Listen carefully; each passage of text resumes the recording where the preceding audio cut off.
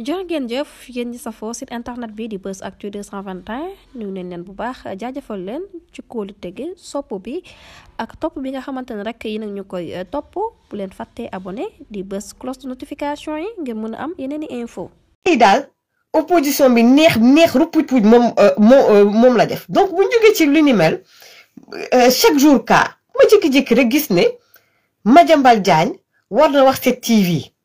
ñu ne deetawaay ñu ne wax 7TV may mën Ndour Faye nëbb nañ ko jant bi ñu ne deetawaay ma ñu nekk di ci polémique ñoom seen il est en garde à vue ñu ne jël Babacar Fall RFM moom it même chose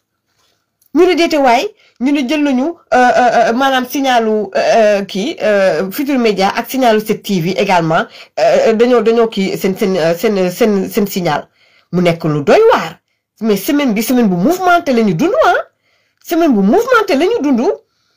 donc gars yi naa ñëw aussi ci li ngeen bëggoon ñu jël kii bi nga xamante ne moom mooy donc Madiambal Diagne donc je vais vous expliquer ce qui s'est passé également instant bii ni aussi am na vidéo boobu te bëgg naa leen koo woon mooy waa Pastef ak Pastef Kaffrine li nga xam ne moom la ñuy def premier adjoint au maire également et son fils naa leen ko woon aussi également maa ngi yëg ne ci Abdoulaye Yakit Diop moom laa ko gisee nii léegi que ni waa Awalé également ñoom aussi tey jii moom mooy la ñuy fête seeni 4e année seeni 4 ans donc de Awalé ñu ñëw tuuti ci Awalé également lu tax tey gars yi ñëpp di leen di seetaan ñoom waa Awalé xaar leen tuuti donc partagé woon naa ko ni léegi xaar la ma dem ci page u Yakin Diop defe naa fa laa ko gisee woon may dem ma tuuti rek Abdoulaye Yakin Diop gis naa fa léegi mu daal di ko wone voilà donc gis naa ne l'ancien premier ministre donc Aminata Touré ñëw na fa également voilà donc je ne vois plus les images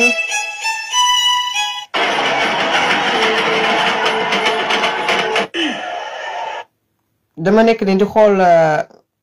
Yakin yow tamit yow yaa ngi ci ay ñoom Guinée Bissau ak ñoom seen Yakin may dem ma tuuti ma xool pourtant j'avais vu les images les premières images de l'anniversaire des 4 ans ci Yakin laa ko gisee mais c'est bizarre je ne vois plus l'image voilà donc Aminata Touré donc appelle à une large mobilisation autour du président Bassirou Diomaye Faye afin de concrétiser la vision Sénégal 2050 donc fi naa ne mi ngi nii donc ki nga xam ne mooy Aminata Touré donc mi ngi nii ci les 4 ans donc de Awalé donc du parti donc Awalé bu Abdourahmane Diouf bi nga xamante ne ni ay alliés lañu ci Diomaye donc coalition Diomaye président pourquoi donc ki nga xamante ne ni moom mooy Abdourahmane Diouf ma di ko nuyu bu baax a baax Abdourahmane Diouf on discutait beaucoup on échangeait énormément surtout jamono yi nga xamante mi nekkoon parti Rewmi nekkoon fii ci diaspora bi donc Abdourahmane Diouf j'ai été même étonnée de le voir avec waa Pastef et surtout mu dugg ci gouvernement bi parce que man j'ai connu un homme de principe mais bon bu fekkee ne dafa bëgg a servir également son pays et que voilà jóge na ci diaspora bi am na place également foofu ci Sénégal te avant loolu lépp je pense qu'il était rentré au Sénégal nekkoon na ci également structure bi nga xamante ne ni association même moom moo regroupé les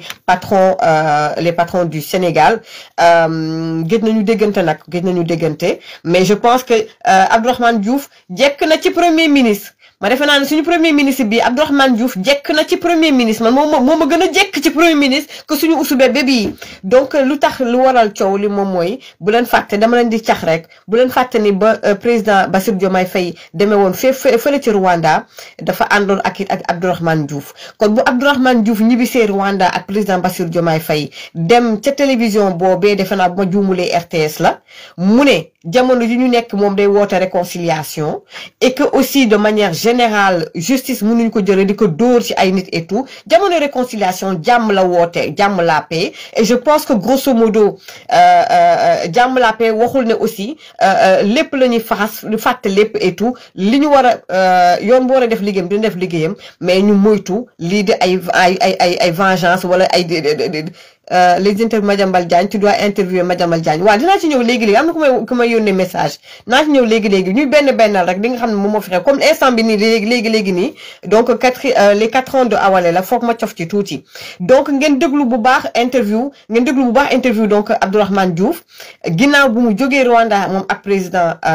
Bassirou Diomaye Faye li mu wax waa Pastef bu ma nee waa Pastef moom mooy front bi ànd ak Ousmane Sonko ñu rey seen bopp di ko saaga di ko 72 heures sax mun naa wax nekk ci réseaux sociaux yi lu ne ñu yekk ko mais bu ngeen fàttalikoo moom Bassirou Diomaye Faye ba Ousmane Sonko defee tey santeem boobu live am boobu ba def tey santeem boobu wax ju rëy joo jëbale ko ci président Bassirou Diomaye Faye ay maanaam dañu ay maanaam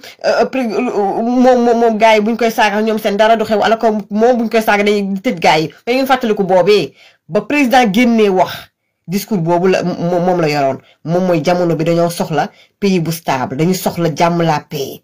voilà jàmm la paix lañu soxla c'est-à-dire on a d'autres priorités kon Abdourahmane Diouf il a le même discours que le président Bassirou Diomaye Faye Abdourahmane Diouf fan la ko waxee ban contexte mooy ba mu demee moom ak président Rwanda ba ñibbisi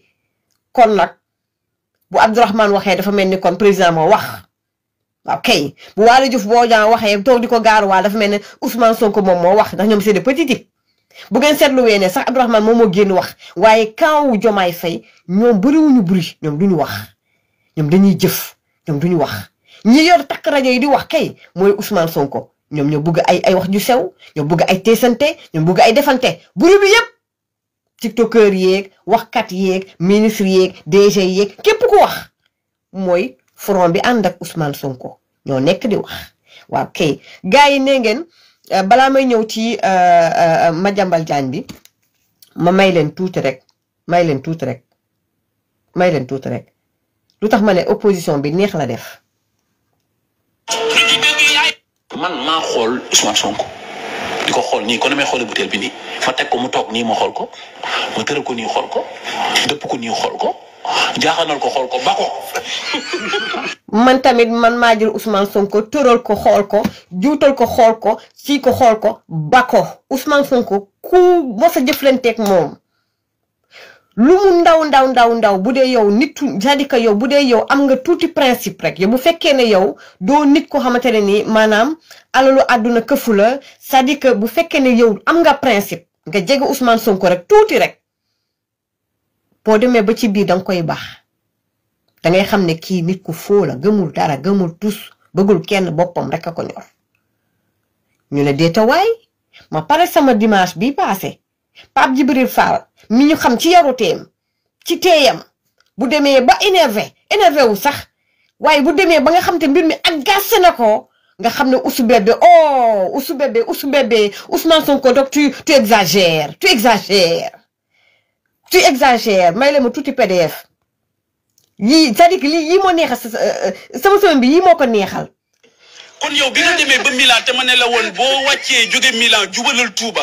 kon bi ma lay digal lii yëpp di la ko fàttali yow ndekete yaa ngi wër foo defee meeting le 8. gàtt xel yaa ngi gérer say humeur say état d'âme ak say caprice bëgg ba pare et il le dit avec beaucoup d'orgueil et de fierté président bi mu jógee conseil des ministres. ak ni mu amee doole yëpp ak ni mu amee solo nga xam mooy l'instance suprême ci biir réew mi fu ñuy dogale li nga xamante ni mooy ëllëgu sénégalais yi ak seen tay mu ne ñëw na seet si ma man Ousmane mais yow tu te prends pour qui en fin de compte c'est pas possible. kon yow bi nga demee ba la woon. non sama gars yi opposition bi dafa neex bu ñu di deetawaay nga gis Barthélémy Dias ndeysaan moom it ci doxantuum ya Thierno Bocoum nekk ca live ya moom it xam nga temps yi dafa ñëw rek woote pànk ba yàqu xam nga mais lépp teg ko ci classe ak silvissé ñu di deetawaay Abdou Mbow assemblée nationale Abdou Mbow di leen di bëgg a rey ànd ci classe. Abdou Mbow bu taxawee ci interview xoolal di leen ko bennal ànd ci ak classe opposition bi c'est-à-dire que ñu ci bari c'est-à-dire on redécouvre leur visage en fait ci internet bi xale yi activités publiques yi ak ñeneen ñi gone yi ngeen nekk ci internet bi TikTok bi Facebook bi mayu leen dara gars yi Mais machallah, bravo, bravo. Encore une fois, bravo pour la manifestation de ce week-end, le FDR. Aussi, wa Khalifa ici aussi, on est aussi, ben vidéo, parce que définitivement aussi, FDR, donc il y avait tout le monde, tous les partis politiques apparemment, les apérissi, ñi ngi foon, wa Macky Sall ñi ngi foon, également, wa Kër Amadou Baye ñi ngi foon, également Khalifa ici aussi ñi ngi foon, yaay Ami Diop maa ngi lay ziar bu baax a baax. daañ ko déglu parce que sàmm moom doo comme dañ tax amoon lan la gënu mbiri wëli li am solo daal mooy suñu bos bii tey suñu bos bii xam nañ li tax ñu jóg xam nañ li tax ñuy dox xam nañ li tax ñuy ñaar président gis nañ li nga xamante ni moo am tey gis nañ tey opposition bi ñëpp a booloo joxante rendez-vous fii nii waaw seen xool loolu la ñuy voilà donc gars yi ñu ngi ñaan aussi ñu ngi féliciter bu baax a baax l'opposition pour une fois ñoom ñëpp ñoom ñoo réunir di nuyu donc Khalifa si yëpp donc rawatina kii nga xam ne moom mooy Yaay Ami Diop donc rendez-vous donc est pris pour le 8 gis naa ne ki nga xamante ne moom mooy ki nga xamante ne moom mooy Abdou Karim Gueye nitu dëgg waxoon na ma ko jëfee na ko gis naa ko ak ñoom Bougane Gueye Dany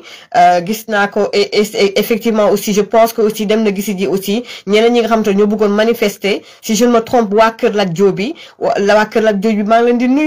nuyu suñu xarit suñu frère Lat Diop di nuyu également madame Diop Gaynde gi ndeysaan la femme de Lat Diop maa ngi koy nuyu bu baax a baax tey ji ñu ci bari et aussi permettez-moi également ñuy également di soutenir bu baax a baax notre frère Ahmed Ndoye ñi ngi soutenir bu baax a baax Ahmed Ndoye machallah catuwuma ko mais c'est quelqu'un on va dire de très pertinent très vif d'esprit machallah très intelligent et il sait comment communiquer ku xam aussi Ousmane Sonko bu baax a baax la kon nag Ahmed Ndoye tu as tout notre soutien te xam naa ni gaynde ga doo tapet bokkoo ak saa waay ji làmmiñam moo rëy rek waaye bilaay ba mu cóoli ba cóol il a appelé les jeunes pour ñu ñëw ñu jàppale ko pour ñëw ñu nekk maanaam paravent moom mu tëju ci kër xale yi di ko garder kooku c'est un lâche kooku Ousou Bébé c'est un lâche mais yow tu n'es pas un lâche yaa ngi foofu di ko fa ñàkkante kon nag tout notre soutien à Ahmed Ndoye mi nga xamante ne nii defe naa ne dañ ko war a defee rek bu ma juumulee donc lundi inchallah rabbi kon nag Ahmed Ndoye tu as tout notre soutien ainsi que Abdou Nguer ainsi que notre ami et frère Badara Gadiaga ñoom Lat Diop yéen ñëpp ñi nga xamante ne nii ñoom également Farba Ngom yéen ñëpp ñi nga xamante ne nii ñu ngi leen fa téye juste pour vous humilier tout simplement par pure vengeance kon nag gars yi bu ñu jógee ci loolu ki nga xamante ne moom mooy Babacar Fall ak it ki nga xamante ne ni moom mooy suñu sœur bi nga xam ne mooy Maymouna Ndour Faye biñ leen téye pourquoi parce que ils ont tendu le micro à ki nga xam ne moom mooy Madiambal Diagne bi ma gisee loolu de vous à moi je me suis dit sincèrement amuñu de beau je me dis ces gens ils sont en train de paniquer en fait c'est vraiment panique à bord parce que je ne vois pas en fait l'utilité je ne vois pas la pertinence tout le monde le sait gis nga nit ki même bu fekkee ne da nga inculte sax wala nga yor état nga mer nga am lu la metti et tout état nga yor c'est-à-dire que tu es dans un gouvernement en fait il y a un minimum de retenue ak lépp looy def aussi def ko de manière subtile en fait de manière subtile nga teg ko ci yoon mais on sent la panique nit ñi amatuñu retenue xaw ma Maître Bamba Cissé la xaw ma lan la xaw ma nu mu demee noonu te demee ba ci biir nee nañu mbir mi du procureur xaw ma daal moo joxe ndogal li dugg fi génn fii kon c'est qui est-ce que c'est Maître Bamba Cissé c'est qui est derrière ça c'est enfantin c'est des gamineries et ça ne vous élève pas au contraire ça vous dessert et ça vous ridiculise c'est-à-dire que c'était devenu ridicule parce que ñëpp xam nañ ne pression 2 jours rek mënu leen ko supporter yéen Ousmane Sonko ak ñoom Bamba ay boy ngeen en fait Maître Bamba xale la quoi mais vraiment Maître Bamba ak ni ma ko mais vraiment Maître Bamba Cissé xam nga ndeysaan bu ma koy xool jamonoy bloc de mat la mu nekkul ndaw ndeysaan xale bu ndaw ndeysaan xam nga su ma daan def samay live 2017 2018 daan envoyé message di ma soutenir ndeysaan ba ma amee samay problème 2014 également il était là jeune mais Maître Bamba Cissé je sais pas ce qui s'est passé pourquoi Ousmane Sonko ku ko jege rek da ngay continuer wayadi quoi da ngay jékki-jékki da ngay wayadi quoi xam nga da nga bëri woon classe xam nga un jeune prometteur Maître Bamba Cissé quoi xam nga parce que Babacar Fall jël Maïmouna Ndour Faye ndax parce que dañu interroger Madiambal Diagne mais on a vu des gens le gars de Wikileaks mais on l'a interviewé où ci benn ambassade et tout gars yi di ko garder mais même on va dire en Amérique centrale les vendeurs de drogue ak yi demee noonu dañuy sax nit dem nañu un acteur américain dem na interviewé ko ñi nga xam ne jaaykatu drogue yu mag a mag c'est-à-dire que en journalisme munoo toog ni di waroo ko interviewé nekkul un terroriste nekkul rien du tout on l'a même pas encore jugé ba Madiambal on l'a pas encore jugé ba condamné ko c'est-à-dire vous allez vous ridiculiser am na même un enfant de 14 ans mais un gosse de 14 ans ou un adolescent même le sait bu ngeen tey Maïmouna Ndour Faye ngeen tey Babacar Faye coow loolu mun leen ko dékku attanu leen ko RFI wax ci defe naa TV5 également wax ci mais même pas sax 3 jours sax mun leen tey coow loolu pression boobu attanu leen ko yéen xam ngeen ne tôt ou tard da ngeen leen di bàyyi du mot sax une semaine da ngeen leen di bàyyi xam ngeen ko fa ngeen jëm kon lu ko waral may wax ñuy ngandalu di jaay waga di jaay bandilu ngeen di jël ay gendarme yi ñëw fekk ji Maïmouna Ndour Faye 7TV sama xol bi dafa jeex tàkk ba muy wàcc otoom ne may leen ma dem simmeeku sama xol bi dafa jeex tàkk ci jigéen mais yéen vous êtes des petits types quoi mais waa Pastef vous êtes de petits types en fait mais vous êtes ridicules en ce moment mais au moins ayez un peu de retenue un peu de classe opposition baa ngi leen di bëgg a rey dëgg la mais réorganisez-vous xoolal leen seen communication xoolal leen seen bopp moo gën et puis lii day wane ne sax yéen mais yéen Madiambal Diagne fu mu nekk da ngeen ko xiif parce que man Madiambal Diagne ba ma déggee mu bind ne moom voilà dafa génn dëkk bi parce que xam na ne bu fa toogoon sa mën nañu ko fexeel ba kanam xaj na ci après je me suis dit il exagère quand même franchement ba ma liiree ne waaw moom il craint même pour sa vie je me suis dit mais il exagère parce que ñoom Farba Ngom ñu ngi ci kaso bi et cetera la Diop depuis pas mal de temps et cetera mais là je me dis que là c'est un autre level. C'est-à-dire que yéen da ngeen xiif Madiambal yéen y a quelque chose ça veut dire que le gars il détient des choses graves sur Ousmane Sonko coow li c'est Ousmane Sonko le problème c'est Ousmane Sonko tout ce qui s'est passé 2021 ba tey c'est Ousmane Sonko quand on parlait des forces spéciales et cetera les forces obscures et tout mais c'est Ousmane Sonko. gars yi ku nekk ma yónnee message Madiambal bu la jëloo Madiambal maa ngi ciy ñëw temp rek gars yi temp donc je me suis dit que ñii nii Madiambal buñ ko téye woon tey jii mais dañ koy sàkkal pexe mais dañuy sàkkal pexe waa ji parce que am na lu mu yor wala ay mbir yu mu yor ay bombe yu mu yor yoo xamante ne nii Sonko y a quelque chose boo xamante ne nii kii daal am na lu muy ragal ci Madiambal y a quelque chose. Parce que àndatul ak sagoom àndatu ci ak sagoom en fait donc yéen en fait yéen da ngeen nekk di may benn boulevard bu mag Madiambal Diagne pour que mais fii en Europe fii en France mu am fi asile politique mais carrément parce que segam nit ñi mu ngi tolloo ba France gars yi jël ko interview kese ñi ko jël interview ngeen jël ko tëj bëgg leen tëj ci kaso bi asama bu ngeen ko ne nit jàpp. mais lii donc ça veut dire que mais kii nii France ci boppam sax bu gisee loolu duñ ko bàyyi mu dem nga xam ne kii nii bu demee non seulement du am Madiambal bu demee Sénégal du am procès équitable te di ngeen ko sàkkal pexe yéen dafa mel ni da ngeen di def c'est-à-dire quelque part sax dafa mel ni Ousmane Sonko en fait il fait tout ça pour que Madiambal bu mu ñëw Sénégal et que na noppi léegi nag maintenant le problème nag mooy Madiambal du noppi noonu il faut ngeen bàyyi jabaram bàyyi doomam jàmm ne ñooy ku ne toog sa camp ku ne politique sa politique Ousmane Sonko boo buggee jàmm njabootu Madiambal gi da ngeen leen di bàyyi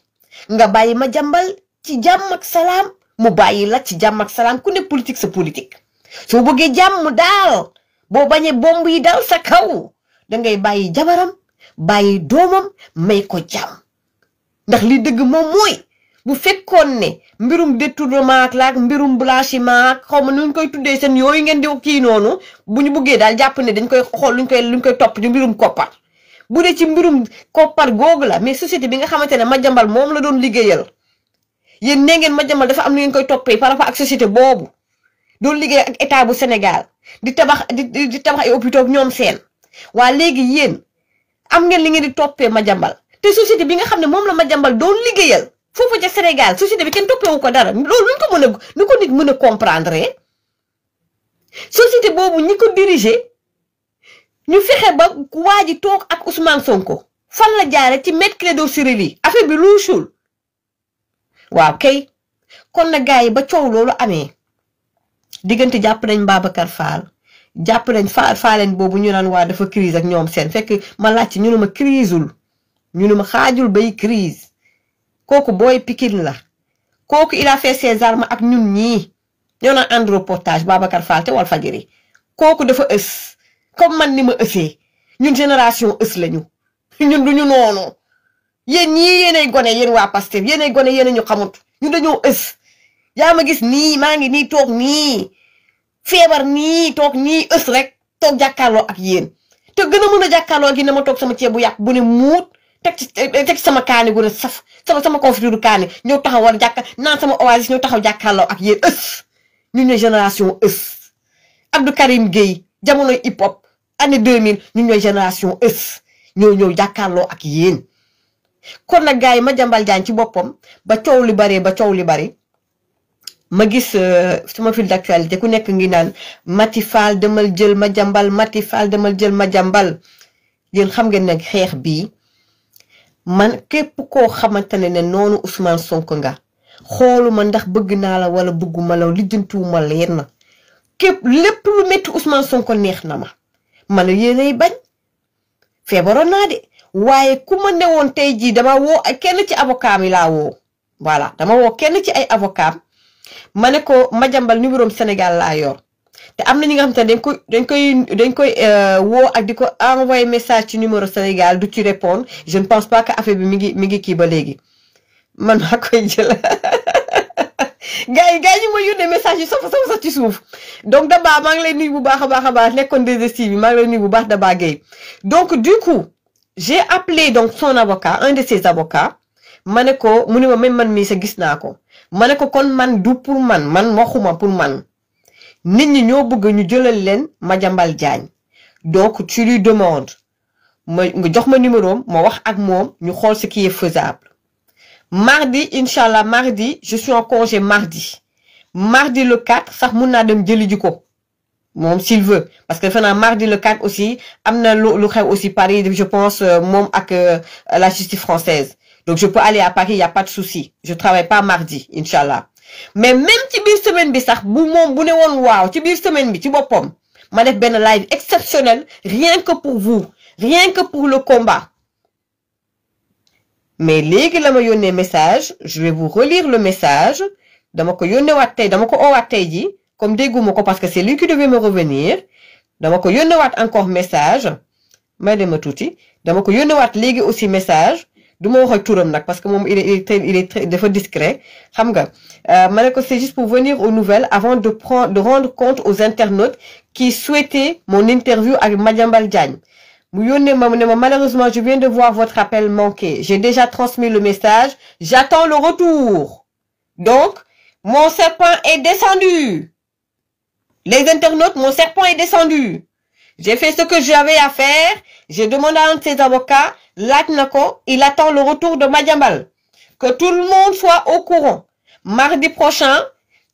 dama jël congé mardi prochain s'il veut bu waa FRDS ak gars yi bu ñuy dem Paris ma demaale ca mun naa ko jëlaale ça dépend de lui man moom combat bi ñun ñëpp il faut qu'on soit unis wax jay Frankulaayu no il est 45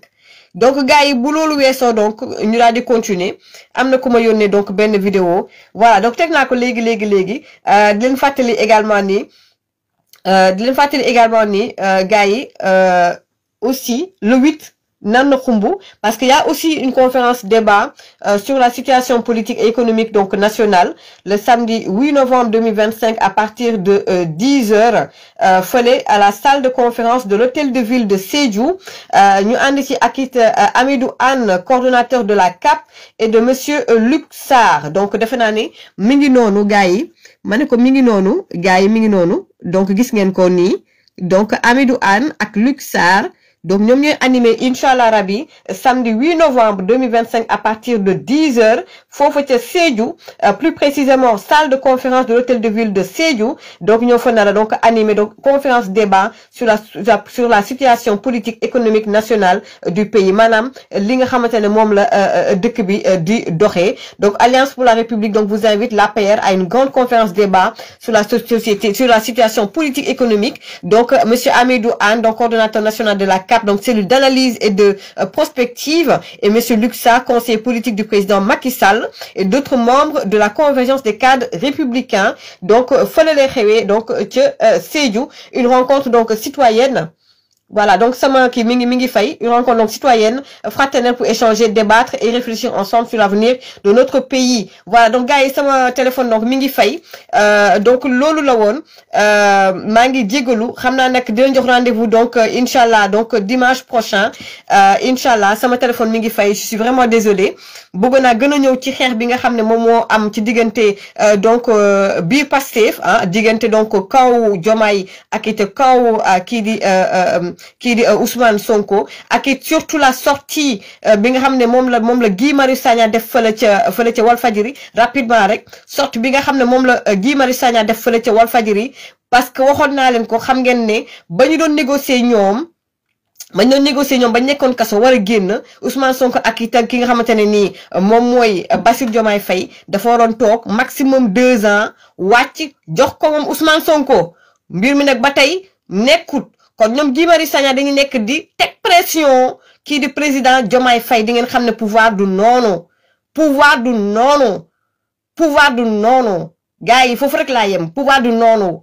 dégg ngeen waaw kay li nga xamante ne moom ngeen di reyante leen ko yéen a xam kenn du ko wax fii nii reyante leen ko fi ñuy toog di ko wax fii nii ay ñoom maire waane donc maire waane waaye jàpp leen ci waay te mu nekk fële ca Bawol waay maire waane te mu ne Ousmane Sonko dafa feebar moom mooy dem jéem a jouer les sapeurs pompiers bu tayee ne moom mooy yaayu Ousmane Sonko bu subaa ñu fi gis ko fële ca ak première dame Absa Faye di ñuuxu président Diomaye nitu intérêt ma ne ko nitu intérêt kon na gars yi rendez-vous donc le samedi 8 inchallah kii Ousmane Sonko dafa woote waaye opposition dafa woote kon na opposition na ñëpp booloo nekk benn démonstration de force la Abdou Karim Gueye ñi mu àndal ñoom Bougane Gueye Dany ñoom Barthélémy Diaz xalifiste yi également waa APR makiste yi waa kër Amadou Ba yeeg ñëpp la ñu woo waa kër également ñoom Farba Ngom également waa kër Mansour Faye waa Saint-Louis également di leen ci woo waa Guédiawaye waa kër Lat Diop gaynde Guédiawaye yi gars yi di démonstration de force la doon le 8 rendez-vous le 8 inchallah ñoom ñoo yor fonds politique yi moom Ousmane Sonko ñoom ñoo yor fonds politique yi ñun ñooy le peuple képp koo xamante ne dangaa sonn ci woyofal bi nekk diisal képp kuy père de famille mère de famille sonn ci rentrée des classes bi képp koo xamante ne fu mu nekk ni dëkk bi dafa bloqué xaalis amul metti na la wàccal ci tali bi pour le 8 inchallah le 8 moom mooy journée pour le peuple du Sénégal le 8 inchallah ñëpp nañ toog ci wutu Abdou Karim Gueye ak ñamuy àndal ak parti politique yeeg société civile bi dama bëgg mu nekk un jour boo xamante ne ni ce sera pour le peuple du Sénégal ñu won Ousmane Sonko ni sonn nañu ils n'ont fait que 18 mois à la tête du pays dëkk bi mi mel ni ñoom waa Pastef seen lii moom mooy seen deuxième ak seen deuxième mandat wu Macky Sall seen premier mandat mi ngi mel ni fin wu mandat wu président Macky Sall wala fin wu mandat ki nga xam ne moom mooy Abdoulaye moom la président Abdoulaye Wade gars yi le 8 mooy le 8 inshallah rabbi te bu ngeen ñemee yéen waa Pastef bu leen interdire manifestation opposition bi te bu ngeen dëggalee seen bopp aussi dëggal leen seen bopp gars yi ñu ngi naan dafa am feebar bu am ñëpp ngi koy ñaawlu waaye bu fekkee ne Ousmane Sonko dañ ko ne bàyyi ko mu bañ mu téye ko dëggal leen seen bopp accepter leen opposition bi manifestation ñu face to face lii rek laa wax ba leneen ñëw kon gars yi leen di wax l'ambassadeur Oumar Wade maa ngi koy nuyu bu baax a baax gars yi kon rendez-vous le 8 inshallah rabbi rendez-vous le 8 inshallah rabbi na ñëpp booloo opposition bi ni ngeen def neex na ma gën leen a booloo inshallah pour le 8 ñu jàkkaarloo le peuple contre le Satan Ousou Bébé jàmm ak jàmm sama téléphone a ngi fay